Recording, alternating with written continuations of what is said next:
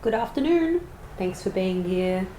I've been drinking sleepy time religiously for a week and I just keep falling into naps, and I was like, duh, it really works. So highly recommend that. The code is fallenleaf for a little discount. Today we're going to be talking a little bit about self-esteem, body image, acceptance and eating disorders. So a bit of a trigger warning here because if you're not 100% comfortable talking about eating disorders, this ain't going to be the topic for you. But really, in the end, we're going to talk about solutions. So maybe you should. I thought I'd start by just recounting long story short, how my process went with an eating disorder, how it started out, where I'm at now. And I think again, when things are relatable and when there's handy little tips and tricks to getting through it, it's always helpful. But I don't think it's talked about enough, and I think the majority of women and a lot of men actually struggle with eating disorders or just negative body image. So I thought I'd get the conversation rolling because it's definitely something that I struggled with for, I'm going to go with maybe 8 years strongly. But I started out not really loving myself in high school, and then I decided to do a Europe trip at the end of school, and this is kind of where it started. I was like quite sad and low, so I was eating quite a lot more, and food was my comfort. I think when you're young like that, you can kind of just get away with a lot, but then it got to a stage where I couldn't get away with a lot, and I put on maybe like 20 kilos, so I was looking thick, but not feeling good. I feel like my general vitality was not all time, not ultimate. But I went and did this trip in Europe, and the thing that completely spun me out of control from there, because I was restricting quite a bit, but I wasn't, it was bulimia, by the way. I wasn't throwing up. I wasn't doing the binge purge cycle for a while, but then when I went to Europe, my cousin made this comment that just sent me. I was doing some stretching, and she just looked at me and she just goes, "You're way too big for your age." And I feel like I heard that, and then I was just like, bang, let's go. So from then on, it was just like binge restrict cycle, for a really long time. But I did that for a while, and then it became like a exercise addiction as well as that. So it's like I was losing weight and then putting it back on and losing weight and just like counting every single calorie, and it's pretty universal the way it goes. It's something that you have complete control over, which if you muster up the strength, you can honestly just wrangle it. But it's something that controls you hard out. It's funny tuning back into like the feelings that I felt when I was like 3 feet under, just completely in its mercy. But I'm very happy to say that with enough work, you can come out the other side and really just like froth out on yourself, and froth out on yourself mentally, froth out on yourself physically, and instead of missing out on all the outings and all the cool things that you decide to miss out on because you're scared of what you're going to eat, or you're scared of like not having control over it. You can basically just live a fruitier life when you have a grasp on the reason why it happens. Because from the research I've done, it's often just a trauma response. It's also like a need to control. A lot of the time it ends up being like a good mask for actually dealing with the bigger picture of what's actually going on under there. I think often when you grab a hold of that and that becomes your main pain point, you don't actually have to deal with bigger emotions of feeling like less than or whatever it is that are lying beneath the surface, because you're so governed by this disorder. I don't think there's enough like knowledge out there around it, and I think that if we were told earlier on, the thing is you don't really talk about it for a while. That's the thing, because you're in denial for a while, but you don't really see it like that because, yeah, again, it just has you.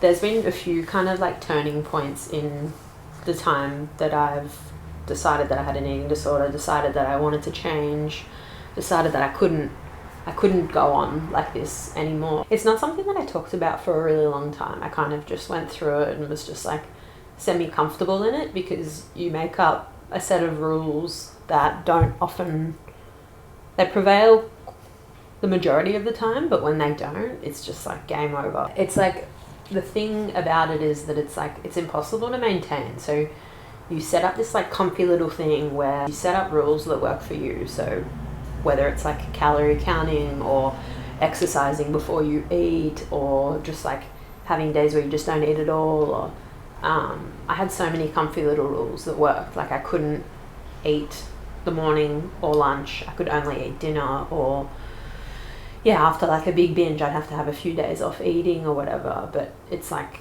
it throws your whole body off, and like you're just like, a lot of the time you end up just being mentally hungry because you're so deprived of just like nutrients and all that jazz. But yeah, I feel like if you get to the root cause, it's kind of the first step of like moving through it. It is all in your head. The whole thing just ends up being in your head. It's like, if you can get in charge of what's going on up there, then you're in the clear. But we all know how hard it is to get in charge of what's going on up there. Like, I feel like as somebody who has been practicing for quite a while, being aware of what's going on in my head, it's still day in, day out a tricky practice. Not in regards to the eating disorder. I've created a life where I am able to, be free of it, which I'm very proud to say. I've always kind of been like somebody who likes to understand things on a mental level before I can start actioning things. And when I decided that I wanted to change, it was just, it was probably, I started out at 18. I think at 21 was probably like the height of it, and I was like, this is so fucked. Like my general health was just going down, down, down. Like hormones were out of whack. I wasn't getting my period for years. Skin was going crazy. Gut health was fucked because my teeth were like going so cooked. And you realize that it's like, eventually your body can withstand a lot, but it comes a time where it can't handle it anymore. So it takes a lot of undoing. So I recommend trying really hard to really feel like you don't want to do this anymore, because you miss out on so much. You miss out on events, you miss out on just like connection, you miss out on the joys and pleasures of food, you miss out on the energy of food, and not being consumed by the thoughts of meals and stuff is just amazing. It's the fucking best. But according to Louise Hay, who is one of my favourite kind of spiri hoes, bulimia is like the emotional link is like chronic self-hatred for bulimia, and for anorexia it's like denying the self, extreme fear, self-hatred and rejection. So I feel like it's a pretty strong link. I see it a lot because I feel like when I was going through it, I remember I was working in a cafe, and 8 out of the 10 girls all had an eating disorder. Like, so it was pretty wild, like just kind of seeing that all unfold and being very well aware that I wasn't alone in it, and that something has got to give, because it truly, like, it smashes you, it just has you in a chokehold. So you don't want to waste time in that bullshit, because if you're wasting time in that, it means you're not getting to the bottom of your actual issues. You're not facing your stuff head on, because that is the blanket for everything else. It's like, I remember just like something would happen, something would trigger me emotionally, and then I'd be like bang straight to food, bang straight to a binge, and it'd be like 4-day binge purge, and then afterwards you're like, fuck, I gotta get control of this, and you'd muster up enough energy to just be like, all right, I'm not eating at all, and then, you know, you do the cycle, and then you're back into it again, and something emotional would happen, and you don't even notice that it's happening, and then, but you're in this cycle, and you get so addicted to the goodness of like that being in control thing, where you're losing weight, you're feeling good about yourself, and, you know, you've ticked off your list of things. I've only eaten 500 calories today, or I didn't even need to eat today, and you feel so proud, but there comes a time where you just can't do it anymore.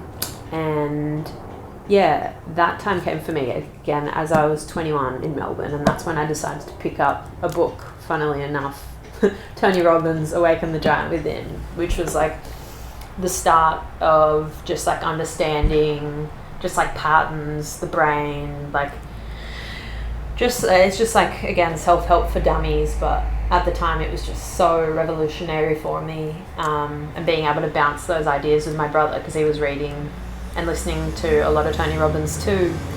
And when I moved back here, I was pretty like, I feel like I was more in control of it, but in control of not binging as much, but restricting quite a lot. And I even had a boyfriend throughout the whole thing, and it was just like, he had no idea. And then afterwards went through the breakup, and body was in fight or flight, so I wasn't hungry at all, so just like piggybacked off all that. But then at probably 23, I just like couldn't handle the highs and lows of it. Loved being thin and loved just being small, and was also more liked by guys and stuff like that, but I just couldn't handle the roller coaster of it all. So I spoke to my brother, and he just looked at me and he goes, all right, every time you're going through something, every time you just feel triggered or you feel sad, give me a call. Like, every time, let's catch it. And I was just like, okay. And I feel like that was the start of just really being like, all right, I don't want to do this anymore. Just like holding myself accountable, and also just leaning on him for support.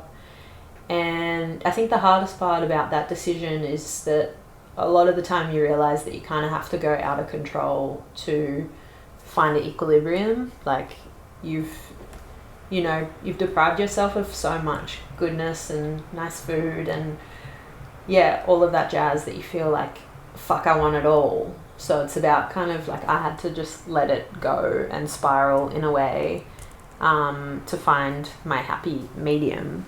But I think the main point that you can hold on to when you're deciding that you want to get better is that it is all in your head. And you understand your ego, and you'll have so much.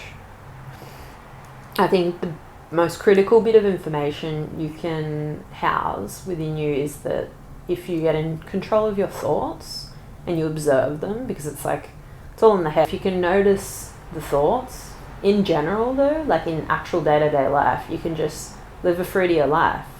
Recently, in the last month, I've been going through different waves of emotion, and I think for the first time in my life, really like feeling things and then noticing them go. Like, I feel really proud of that.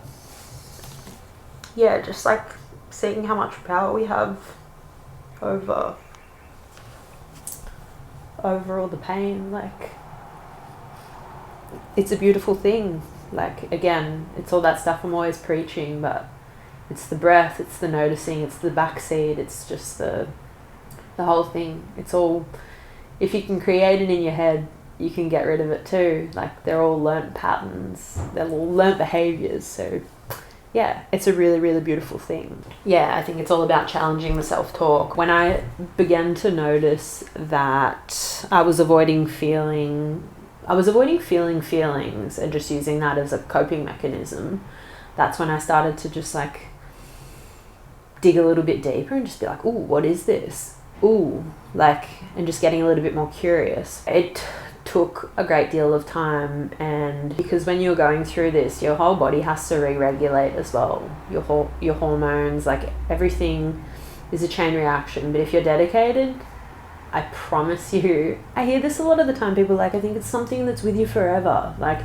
I was at a workshop the other day where, I've talked about this on the potty before, but again, 20 really strong chicks coming head to head talking about their biggest problems, and a lot of them were like, you know, eating disorders, they're with you forever. And I was just thinking, like, if you run that narrative, then yeah, we'll be with you forever. Duh.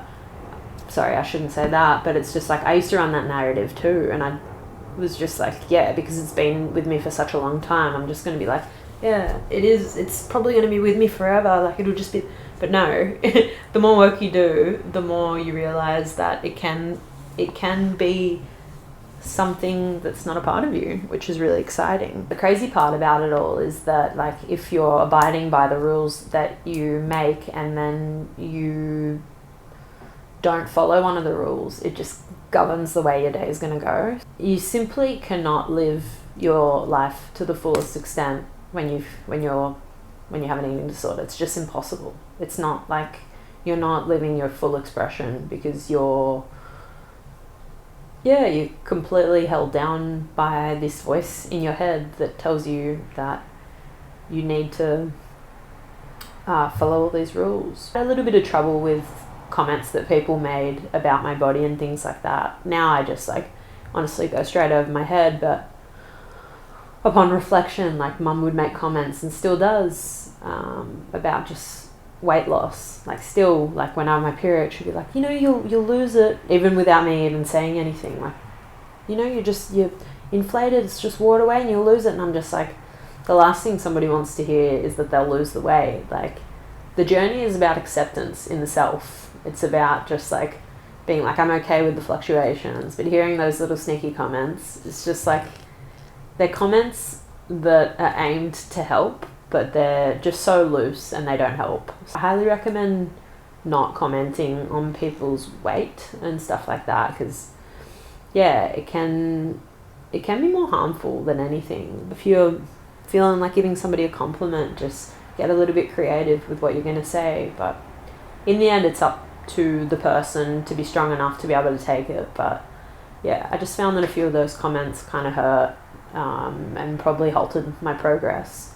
But yeah, I've since then communicated with mum a lot of times and just been like, you know, I don't love when you comment on my body and stuff like that. Like, it's doing an amazing job, and you know, they're things that I've had to really just, like, wire into myself. So when mum kind of makes me feel like I'm not enough with the way I look, it's just like, you know, take your comments elsewhere. At the start of the year, I had a friend just being like, yeah, you don't eat enough and stuff. And I was just like, true. I feel like I do. Like, I feel completely energized, got enough energy to go to yoga in the morning, enough energy to go to work. I feel like in this day and age, we eat too much anyway, but it's like, I do what works for me.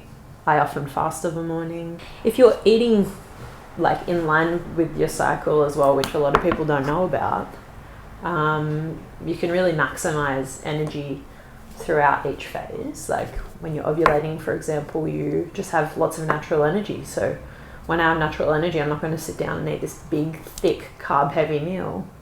But yeah, it was funny just, like, explaining that, and then just, like, walking away and being like, that's funny that people have comments about how I'm living my life. But I was just like, whatever. And then a few months later, another friend made a comment. She was like, I don't feel like you eat enough. And I was like, that is so strange. Like, it didn't affect me whatsoever, but it just made me just go, I wonder how they feel about, like, their relationships with food and stuff like that, if they feel like it's necessary to comment on mine. But again, I'm really sure of what works for me. I have rules and discipline now that really work. Eating well is really important to me. Like, in the weeks, I'm just like, let's eat green. I want good energy. I want to be able to have good work productivity. I want to think clear. Brain health is everything. If you're eating shit, then you're not really going to get too far. So it's like, I didn't feel like I needed to justify myself to them at all. But then it got me pondering, like, yeah, sick. Like, you really do have something that works for you, which takes me to the point of, you don't necessarily have to have an eating disorder, but if you notice that there's body image stuff, or, you know, questions around what works for you, it is about just sitting down and being like, all right, what does work for me? What do I thrive on? And trying different things. Like, I've done the vegan thing, I've done the veggie thing, I've done the paleo thing. Like, I've done it all. I've done the soup detoxes, I've done the skinny me teas, I've done the no eating, I've done the gym for 365 days, I've done all of it, every single quick fix under the sun. And I realise now that it took a little while to craft what works, but it's fucking seamless. I noticed, like, when I was having that conversation with a friend, she was like, I feel like saying yes to things is good. Like, if I want a beer, I'll have a beer. If I want a ciggy, I'll have a ciggy. She was just like, if I want it, I'm going to have it. And I was like, that's cool. I'm glad that works for you. But I don't think that shows, like, discipline or will. So I'm a huge advocate for discipline and will. So I like saying no to things and being like, you know, you say no to things, you say no, and then after a while you say yes and you really enjoy it, and it's exciting. Reading this book at the moment called The Art of Frugal Hedonism, which is about, like, minimizing, like, luxuries and waste and everything, and just in turn having a better quality of life. And it's been really cool just watching where I've cut down and, like, how I've been kind of spending my time, and you end up just, like, feeling really proud of, like, what you can cut back on. Like, I'm not an overconsumer. I feel like I spend my money on food and water and work expenses, and, like, I buy all my stuff at the op shop or find it on the side of the road anyway. But it's really cool seeing where you can cut back. But anywho, from there you can kind of start thinking about ways to healthily process your emotions. It is, like, such a tricky process, and I'm not a doctor or a psychologist or anything like that, but what works for me can work for you too. So I think the process of self-reflection can really propel you in a really tight direction. But if you get to a stage where you're like, I don't want to do this anymore, start with the building blocks of just, introspection, journaling, leaning on somebody. It's like, you got to talk to people about it. It gives it less power over you. I didn't get any sort of psychological help, but I think if I did, I would have come out of it much quicker. But anyway, I am all about learning things the hard way. So I highly recommend therapy. Therapy will minimize it way quicker. Like, these people understand the actual mechanisms that you've built in your brain and how to untangle them and slingshot you in a good direction. But there's so many books that help as well. The book that helped me the most, that I talk about every 3 fucking minutes, is The Untethered Soul, because there's the chapter about it's called The Thorn. The concept that we all have something that we are kind of holding on to, like something, whether it's like money or relationships or, you know, something that just like comes back up, but we build these structures around it so that it stays there and we don't actually fully push through it. And that was just like light bulb for me, where I was like, yeah, this is the thing. I've built this like comfy structure around it, and then something hits my structure and I'm like, instead of being like, fuck this structure, I don't want to have this anymore. So yeah, reading that was really cool. And then talking about it was really big, but again, it's the hardest one, but it's time. It's like consistent work on it and challenging the beliefs all the time, letting yourself go out of control and finding what works for you is really, really, really, really big. I think a really cool thing that I would recommend is like imagining what life could be like without it. I did that for a really long time, like, be so sick not having to think about my next meal, or like, because I love food as well.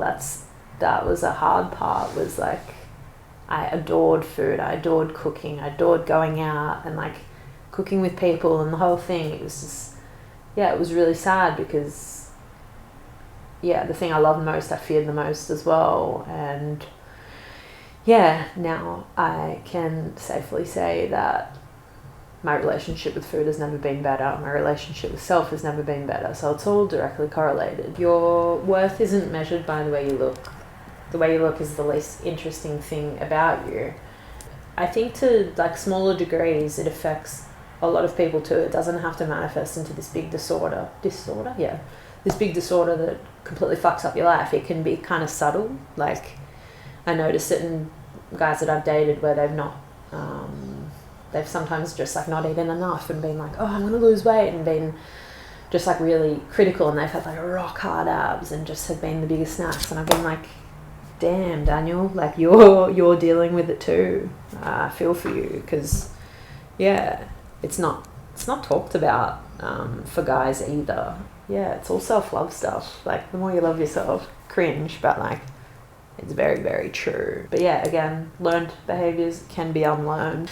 Recovery starts at learning new ways to cope with emotional pain and the rediscovery of who you are beyond the limitations of the disorder.